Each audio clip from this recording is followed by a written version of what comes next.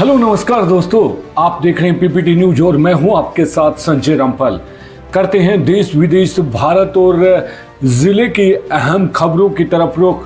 बने रहें हमारे साथ, देखते रहें पीपीटी न्यूज। 9 अप्रैल 2024 को मंगलवार है। इस दिन हनुमान जी की पूजा आराधना विधान है। पंचांग के अनुसार इस साल 9 मार्च से चैत्र नवरात्रि की भी शुरुआत हो रही है। धूल भरी आंधी मचाएंगी गदर। 9 अप्रैल को होगी प्री मानसून बारिश, आईएमडी की नई भविष्यवाणी। जानकारी के लिए बता दें कि 2024 में गर्मी ने लोगों को बेहाल कर दिया है। इस बीच मौसम विभाग ने आम जनता को एक खुशखबरी दी है कि इस भीषण गर्मी से जल्द राहत मिलने वाली है। मौसम विभाग के मुताबिक प्री प्रदेश जल्द ही बारिश दस्तक दे सकती है। उत्तर प्रदेश समेत पूरे उत्तर भारत में लगातार मौसम करवट ले रहा है। कभी गर्मी से लोगों का हाल बेहाल है तो कभी बेमौसम बारिश से। इसी बीच आईएमडी ने एक बार फिर यूपी में बारिश के आसार जताए हैं। आईएमडी की रिपोर्ट के मुताबिक 9 अप्रैल को बारिश के साथ साथ आंधी भी आ सकती है। जब मुद्रास्फीति की दर बढ़ती है तो निवेशक अक्सर फिएट मुद्राओं के घटते मूल्य के खिलाफ बचाव के लिए सोने की ओर रुख करते हैं। कम ब्याज दरें बॉन्ड या बचत खातों की तुलना में सोने को अधिक आकर्षक निवेश विकल्प बना सकती है। भारतीय रुपये और अन्य प्रमुख मुद्राओं के बीच विनिमय दरों में उतार चढ़ाव भारत में सोने की कीमत को प्रभावित करता है। ये जानते हैं सोने की कीमत। अगर आप सोने में इन्वेस्ट करने के बारे में सोच रहे हैं या अपने लिए सोने की ज्वेलरी खरीदना चाहते हैं तो आपको खरीदारी से पहले आपकी ज़रूरत वाली सभी महत्वपूर्ण जानकारी यहाँ मिल सकती हैं। देश में 24 कैरेट और 22 कैरेट सोने के लेटेस्ट प्राइसेज देखें और एक समझदारी वाला फैसला करने के लिए इनकी तुलना करें।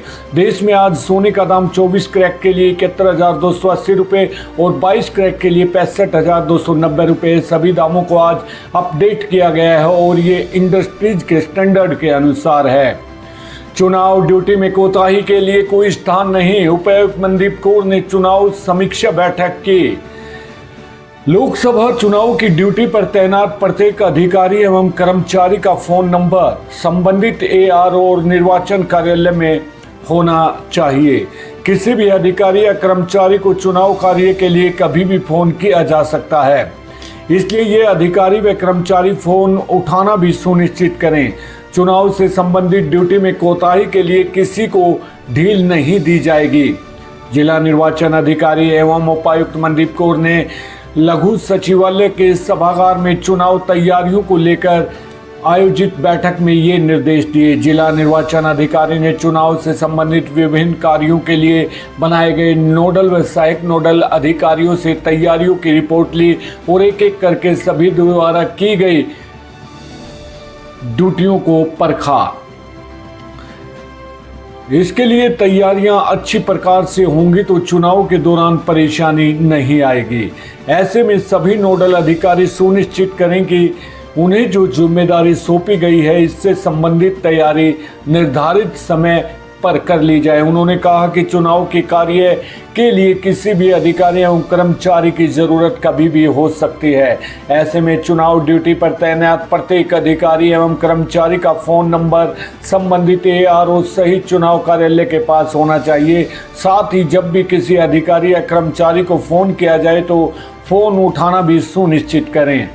जिला के अधिकारियों एवं कर्मचारियों की मेहनत के बल पर चुनाव को निष्पक्ष एवं शांतिपूर्ण तरीके से संपन्न करवाया जाए। उन्होंने कहा कि चुनाव के दौरान कार्य करने की जिम्मेदारी 5 साल बाद मिलती है। ऐसे में चुनाव की ड्यूटी में अगर कोई कोताही मिलती है तो उसके खिलाफ सख्त कार्यवाही की जाएगी।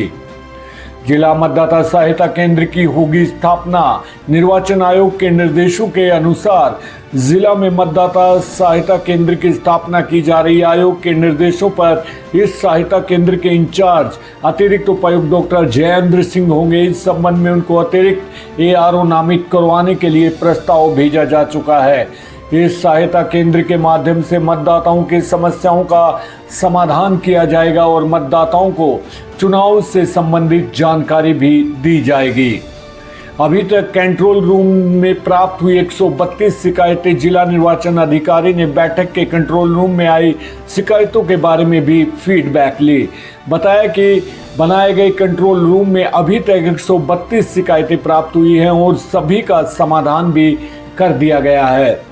जिला में विजुअल ऐप के माध्यम से कोई भी शिकायत नहीं मिली। उपायुक्त के निर्देश दिए हैं कि कंट्रोल रूम पर फोन पर बात करने वाले कर्मचारी का व्यवहार शालीन हो और फोन करने वाले प्रत्येक व्यक्ति के साथ सभ्यता के साथ बात की जाए। उन्होंने बताया कि कंट्रोल रूम के 1950 और 298690 नंबर पर दादरी के STD कोड के साथ फोन करके अपनी शिकायत दर्ज करवाई जा सकती है।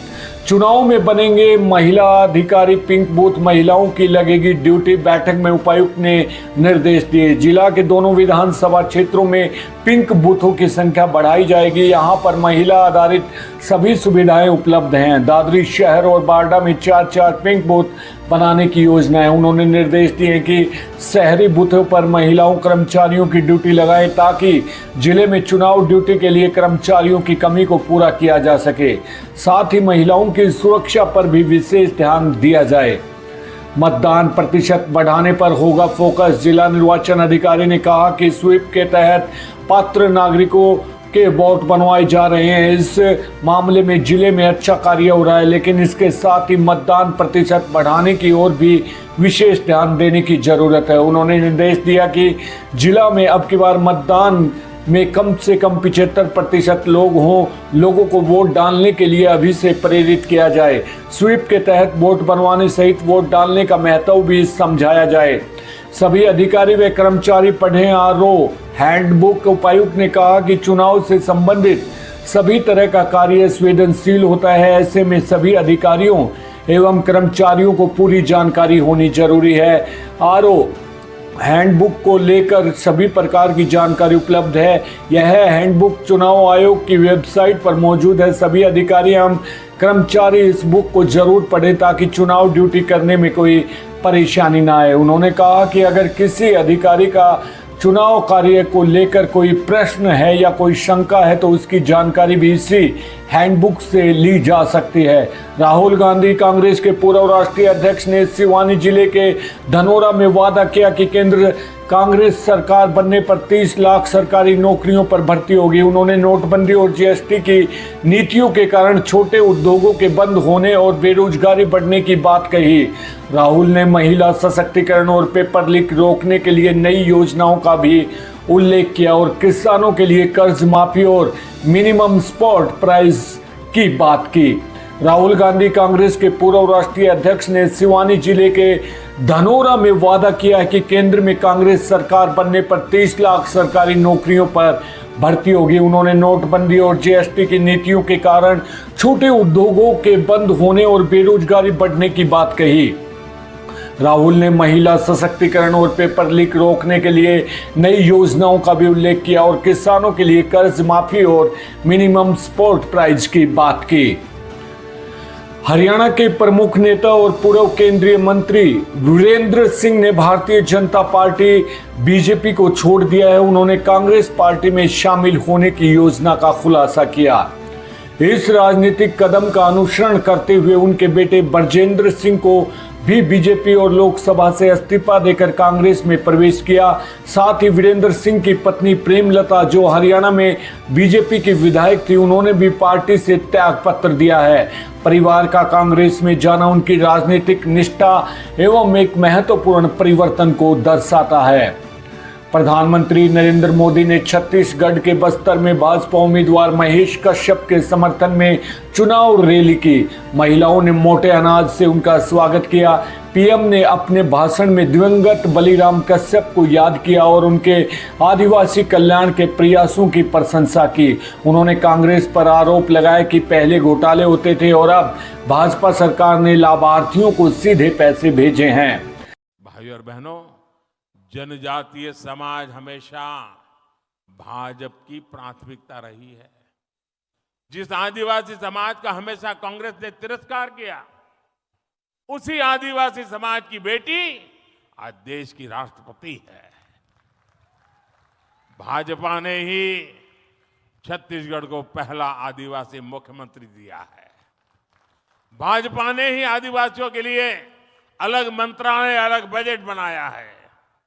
बीते 10 वर्षों में आदिवासी कल्याण का बजट 5 गुना बढ़ाया गया है। जब कांग्रेस सरकार थी तो पूरे देश में 125 से भी कम एकलव्य आवासीय विद्यालय थे। आज सिर्फ छत्तीसगढ़ में ही 70 से अधिक एकलव्य विद्यालय है। कांग्रेस की सरकार के दौरान सिर्फ 8-10 वन उपजों पर ही एमएसपी मिलती थी।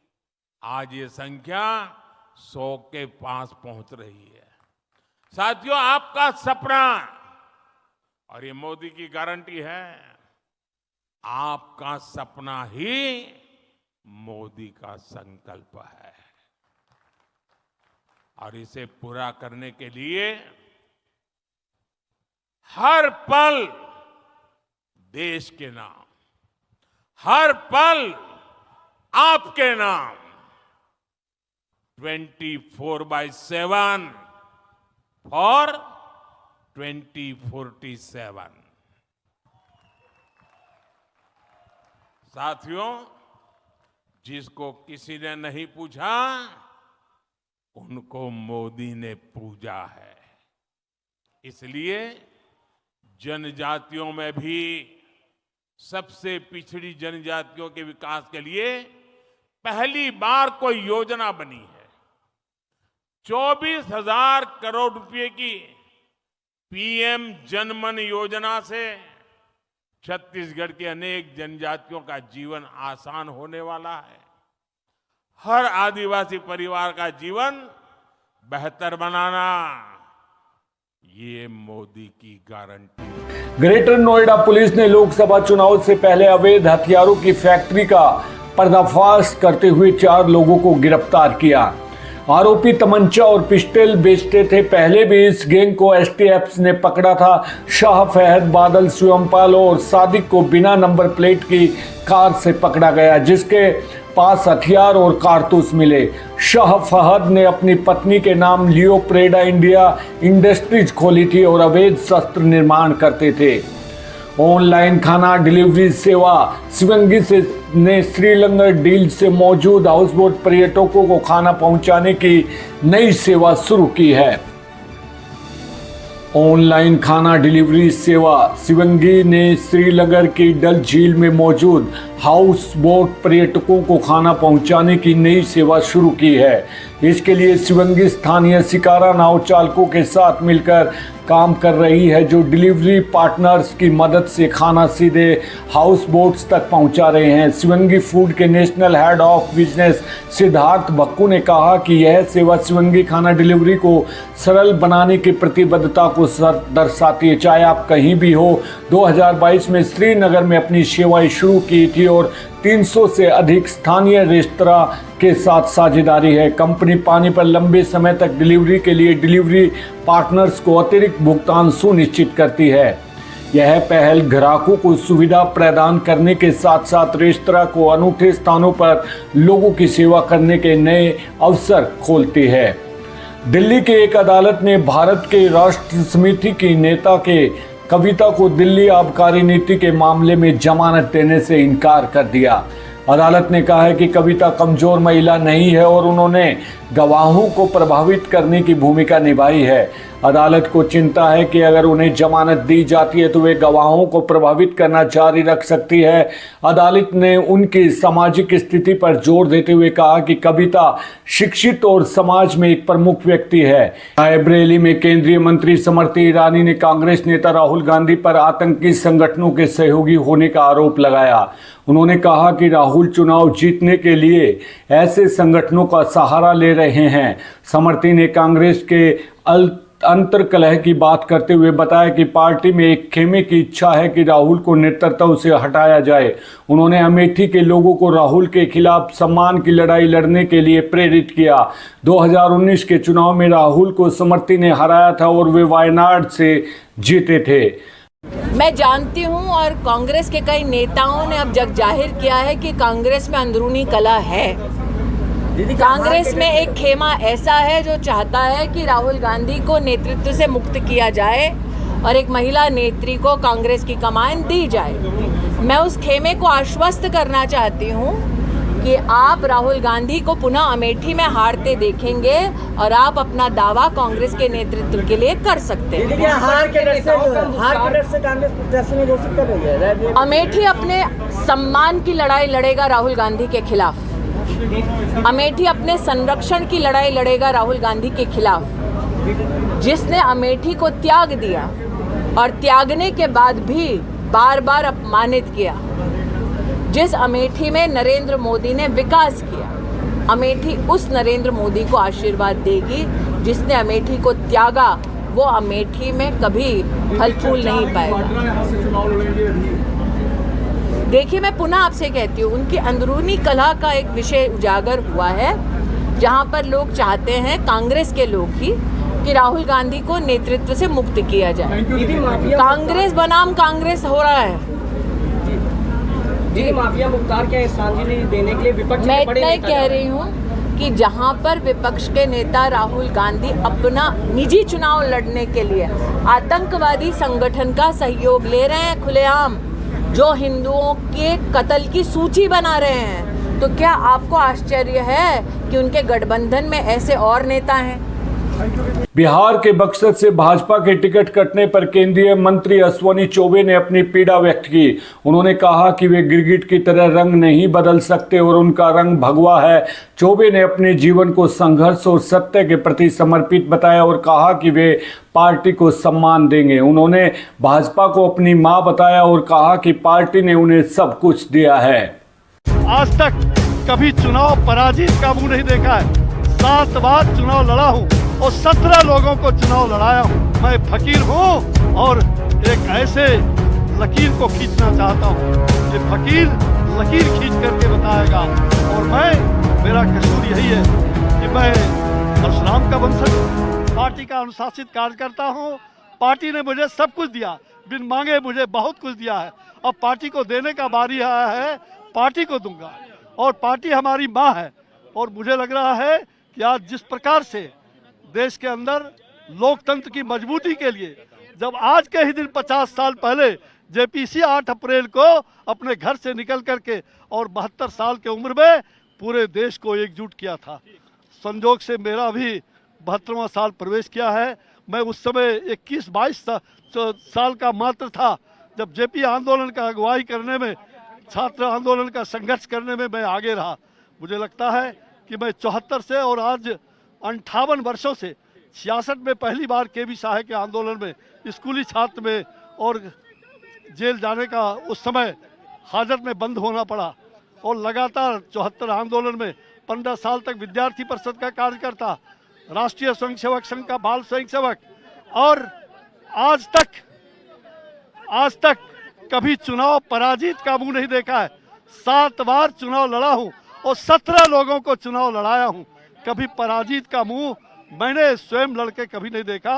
लेकिन आज सचमुच में मुझे ऐसा लगता है कि हमारी 58 साल की तपस्या को यूं ही पार्टी नहीं जाने देगी। और यह 58 साल की तपस्या जो मैंने छात्र जीवन से लेकर के राजनीतिक जीवन में बिताया है, पता नहीं, चूंकि लोग कहते हैं सोशल मीडिया और तमाम मीडिया में ये बात मैं देख रहा हूँ, 15 दिनों के बाद मैं आपके सामने मुखातिब हुआ हूँ। ये लोग कहते हैं कि शायद मेरा दोष क्या, मेरा अपराध क्या, मेरा कसूर क्या। मेरा कसूर यही कि मैंने सक्रिय पूर्वक राजनीति में हिंदुस्तान के अंदर जो पार्टी ने ही निकाला है, 10 MP में से मेरा स्थान 4था स्थान है। जो मीडिया, सोशल मीडिया, सक्रियता, हर प्रकार की सक्रियता क्षेत्र से लेकर के देश विदेश तक, और उसके बावजूद अगर ये हुआ है तो हमें कोई चिंता नहीं।